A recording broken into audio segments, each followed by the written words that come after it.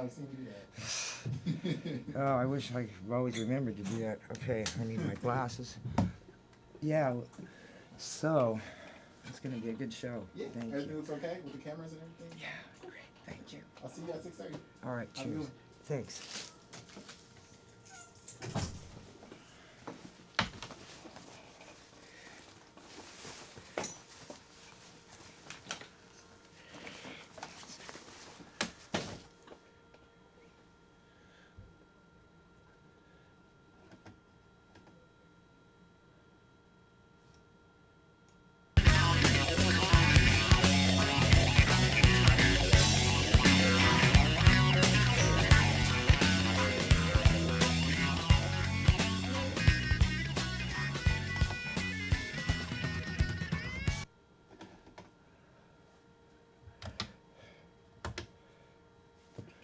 So, welcome to Liberal Buzz Show. My name is Denise Dory, and I'm your host today.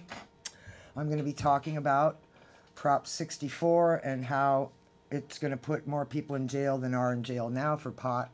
So please vote no, because it's deception at its finest. I have never seen such deception in one law of 62 pages. It's a contract. Read it. And I'm gonna clear up some of that for you right now. So, because it needs to be cleared up. Somebody wrote a legal analysis that I think is quite good, and I'm going to share some of that with you. And I hope that you can go to my Twitter feed and check it out as well. And also retweet me, because it kind of feels like I'm stage diving in an empty hall sometimes. But I'm building followers that realize that this is not legalization at all. This is my Weed Wars logo, sort of, you know. And Weed Wars is going on tough in California. It really is. And what we got is things like this. I won't be able to use the phone. There won't be any way to call in this show, unfortunately. So this is going to be more of me preaching to you about this Prop 64 until the election time. I'm not going to stop talking about it till the election time. So just realize that it could change the whole world, if you know, in so many ways we don't even know about yet. So there's beyond the rhetoric. See, if you go to my Twitter feed, you can find a link to the legal analysis about how awful this is.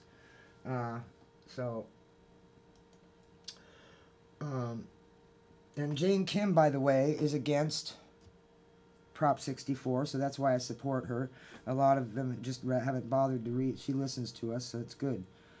Jane Kim, she's a supervisor of District 6, and she's running for Senate against Scott Wiener, and Scott Wiener actually supports Prop 64. And so the Milk Club, they support... I've been to the Milk Club trying to talk them out of supporting this, right? And it's really tough. It's really tough to stop them from supporting this because, well, they've got a lady named Laura. I won't say her last name, but she's affiliated with the Drug Policy Alliance, which is really a conflict of interest. But I had to stand in front of them and try to convince them that, you know, cannabis is less dangerous than falling in love. So, anyway, or getting married. So their Prop 8 is our Prop 64. They hate Prop 8. And we hate Prop 64, and if you don't hate it, you should. And, you know, everybody should hate it. Republicans should hate it. Democrats should hate it. The only people who would like it are Monsanto. Still, Monsanto is behind this. And you know how, if you don't know how creepy they are, please Google them. They're probably, who needs a devil when you have Monsanto? They want to control every seed that was ever grown and patent it and put people in jail for growing it. And that's where this is going. Beyond that, but right now they want to put people in jail for growing seeds for their pollen growing onto their property. That's how creepy they really are. So yeah, you gotta honestly vote no,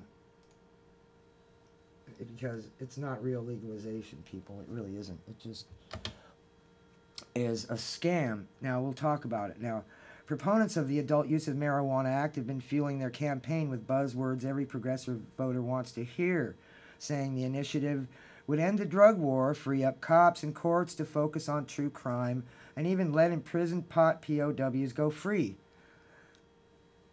But a deeper look behind the headlines and behind the rhetoric, and a deeper look at the initiative itself, will reveal that it doesn't do what it claims. It does quite the opposite.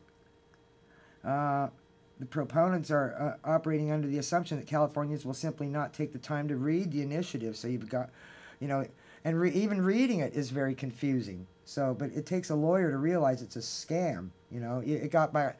Listen to me, it got past the League of Pissed Off Voters. It even got past them.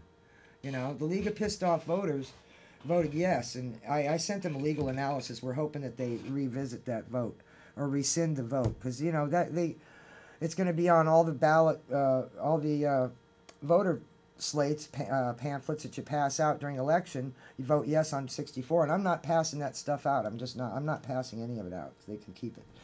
They can just keep that stuff. So I'm going to make my own slates until I've got my own. We beat the Democratic Party endorsement with Jane Kim, so we've got to do as much as you can for Jane Kim, because she's not able to spend as much as Scott Wiener, and he likes Prop 64 and the prison industrial complex and all that sort of thing, which is what this is. So it would make criminals out of casual cannabis consumers that are not crimes today, regardless of the supporters' claims. It claims to do, and what it does, like for instance, it will destroy Prop 215 and patients' rights. It'll totally dismantle patients' rights so that you can't grow more than 6 plants per property. What if there's 2 patients on the property? Oops. Oh well. There you go. So it will. And there's already 75% of the cities and towns in California aren't allowed to grow anyway. So I don't see why they would have anything to gain by voting yes on this, because they won't be able to grow whether their town allows it or not. They won't be able to grow it because Prop 64 will put an end to that. Even now we've got to do something to. So we have a uniform law that says everybody can grow. Everybody, can grow regardless of where you live. And, it just sounds like more Jim Crow to me. Oh, you live, those people over there, that kind of thing. Whenever you hear the word those people, it's going to be something mean-spirited, believe me. Oh, boy. And so, for 20 years now, the seriously ill patients, we've been avoided costly prescription medications and debilitating and often fatal side effects that accompany them, and we treat ourselves with cannabis. The whole plant medicine, not a pill and a spray, not that, which is what they're trying to give us, while they charge our insurance $1,000 a month. I'm not kidding. Please believe me. Don't buy this deception. The lady that was on the show had the show right before me. I was trying to, have a chat with her about it, so I hope that, she sees this show and votes no. So, but there's enough, right now, People versus Kelly ruling allows for any condition for which cannabis provides a relief. So it's upheld by the Supreme Court, and that was in Prop 215, which the voters passed, and it was written by the patients for patients around the AIDS crisis, because people were having wasting syndrome, and they found out that cannabis helps a lot of things. It's practically a cure-all, really. It's a cure-all. You can build with it. Grow. You could do anything with cannabis. You could even make a whole car out of it, bumper and everything. So anyway, it's the most useful plant known, and to make it illegal. So Prop 64 does not protect your rights to cultivate as much medicine as we need. So it goes on, and it calls it non-medical. That just, every time I see that word non-medical, I'm like, what does that mean? Now, the deception is when in 11.362 they say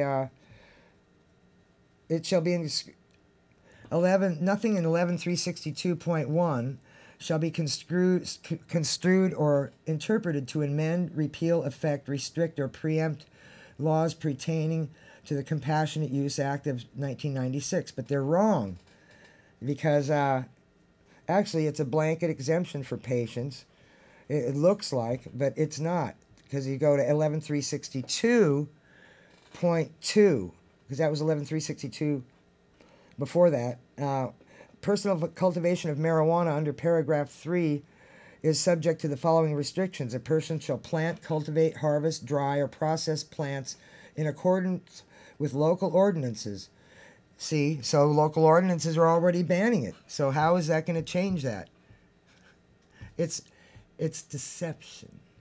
It's smoke and mirrors, you know, and this, yeah, if you're lucky to have any smoke. It's all mirrors, yeah. The smoke will be gone. So anyway, nearly 75% of all the localities already have or are considering the bans, and you cannot lawfully cultivate regardless of what 11.362.1 says. And indoor grows are quite dangerous, so those are going to be banned. They say, oh, you can grow 6 plants indoors regardless. I've heard that argument. It's not true. Don't believe it. You know, they're not going to let you grow 6 plants indoors or outdoors or anywhere. In fact, where I live, where I have a family member who lives where they ban even anyone delivering pot to his house. How about that? No cannabis deliveries to where he lives. This is in Silicon Valley. You know, they're pretty conservative there. In fact, I think the techies are actually blocking a lot of my no on Prop64 tweets. That's why I need your help tweeting. And I'm going to read some of my tweets at the end of around 18 minutes after the hour. I'll read some of the tweets and hopefully you'll retweet them. And there's some good articles, good reading, and good talking points in there, because you're going to need some talking points to talk people out of voting for this, because people think they're liberal and they're voting yes on cannabis, and this is just a restructured legalization. That's what it's called. Restructured legalization. I mean, restructured prohibition, excuse me. Restructured prohibition. So, no 6 living plants can be cultivated. And there's a bunch of it. It goes on. See, Americans for Safe Access. The transition has been everything that patients feared. He was a member of but Americans for Safe Access have a lot of patients fooled, and they act like their patients were at the table when the patients don't even know the law. So they're saying they took them to the policy conferences, and the policy conferences claimed to talk to patients, and they really didn't. They talked to these people that just go to eat pizza once a month because they're hungry. They don't even know the laws, and they go to the Americans for Safe Access meetings. I'm just saying. So I know, because I've been around. I know people that go there, and I like them too. So, sorry. Now, forced into the black market. I mean, they talk about a black market. It's fake. There's no, the black market. Let's call it the underground market. It's a much better term. Now, the Washington State. Let's talk about them, because they might be a prototype for us. It's a felony to possess more than 40 grams of cannabis. Let's digest that. A felony to give away cannabis. Yeah. I mean, I commit a felony every day if that's the case. To share cannabis? I mean, what do they mean share it? Do you pass someone a joint? What? It's just, we've got people who hate cannabis making laws about cannabis, and what could possibly go wrong? Okay, the ones are, like I said, Gavin Newsom, Monsanto, George Soros, the guy who won the lottery.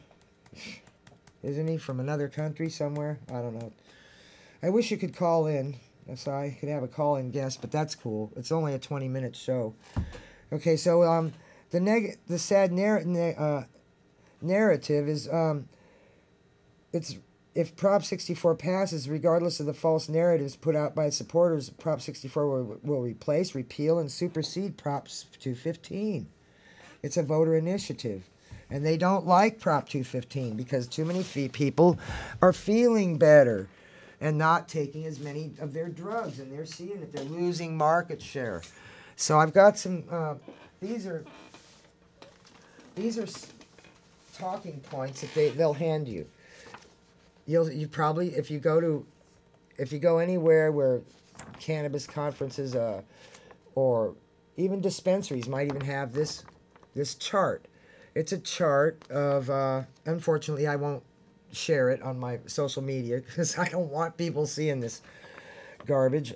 So it's designed to mislead people into thinking that they're not gonna be prosecuted for cannabis anymore. But what the chart doesn't say is what's important. So don't even look. Don't even. If you see one of those, just hide it, tear it up, whatever you have to do. So seriously, it's lies. So anyway, and this is no outdoor solar grows equals meth lab politics. Vote no on Prop 64. That's going to be the sign I take to all the Democratic club meetings. So just thought I'd flash that out at you. So we've got we're let me see. I have these notes about that I've read to some of these Democratic clubs, and they actually voted to endorse it anyway, but they're revisiting it, like I said before. So that's great. I'm really happy that they're going to revisit this because I can't imagine it. Let's see. Kids will go to jail for like 3 years for cannabis, and there's a lot of jail time if you make concentrates, too. That's a lot. They're treating concentrates like it's meth or something, you know.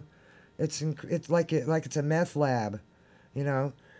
4 years in prison. I mean, that's what they give people for cooking meth, and you know, if they even put them in jail for it. I guess they'd rather have people high on meth than cannabis, obviously. We're going to make it easier to get. Who knows? I don't know. This is, you know, I live in the Tenderloin. Anything's possible. Some of it's great. Sometimes just too many cops. But where I used to see 2, now there's 5 cops. It's scary. So I'm scared of them. So the fines are increased from $100 to $250 for public weed smoking. To go to Gavin Newsom's slush fund to fund the cops to come and get us more.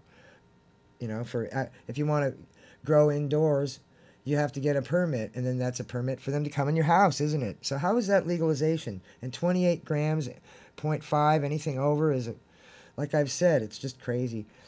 Permits will be needed, and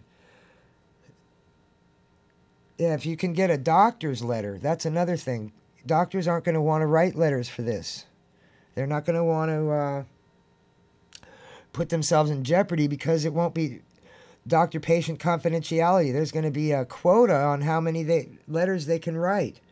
You might have to be dead in 6 weeks, or they won't write you a letter. And if you get a letter, then you have to get pills and sprays that come from the pharmacists. That's where it's going. If you vote for this, it'll open the door to all that and more. And they talk about the private prisons closing. They're not closing. They're not. Don't believe that for a minute. You know, their permits are going to be, you know, their contracts expiring. Well, I don't know. They're just saying that because it's election time. Who knows? But I don't believe it. I won't believe it till they're closed. So, and more stuff about upholding the bans, and I told you about that. We fought like for 2 decades, and I can't believe that this is going to be just something that people are going to be fooled into voting for, and they think that this is getting 60% of the vote. 60% of the people are polled are in favor of this Prop 64, according to some claims made, which I don't really believe half these claims. So anyway, it's just, they said that about Hillary Clinton, that she was going to win the election too, so that didn't happen. So next we've got, they banned another drug called kratom. It's another plant that kills cancer, and the DEA banned it. Kratom, Kraton. If you want to Google that, here, we'll go down because I'm almost out of time, 2 minutes left. This kratom, the DEA argues that public comment is unnecessary before kratom ban. And so it's a euphoric. It's another euphoric, which is like cannabis, a euphoric. And it's not deadly enough, I guess. Big pharma, they're killing off 100 100,000 people a year with their medications taken as directed. Their medications are taken as directed, and they're still killing off 100,000 people. Yeah, that's right. We need to be watching them, not cannabis users. And the DEA, they're not even elected. And see, the FDA won't let the DEA do anything. So the Food and Drug Administration are running the hen house right now.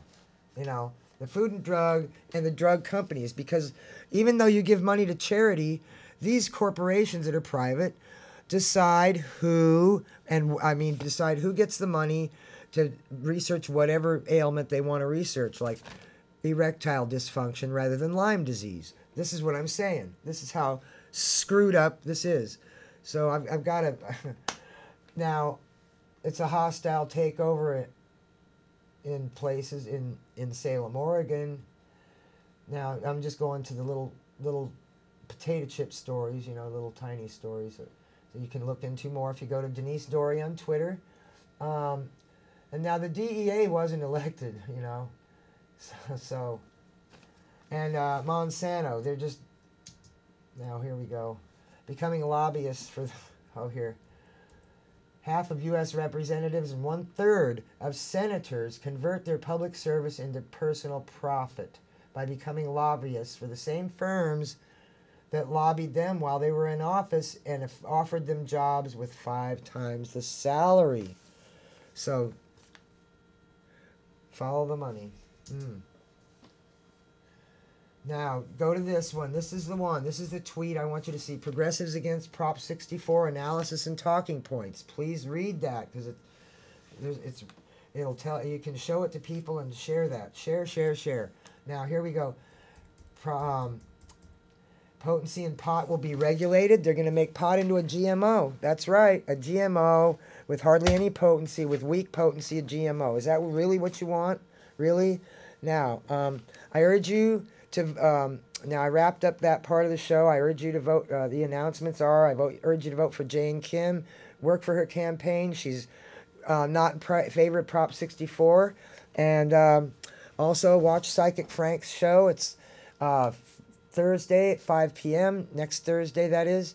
It'll be on the 8th. And next, also, please adopt a shelter pet. They're waiting for you. They're waiting for you so impatiently. I would be...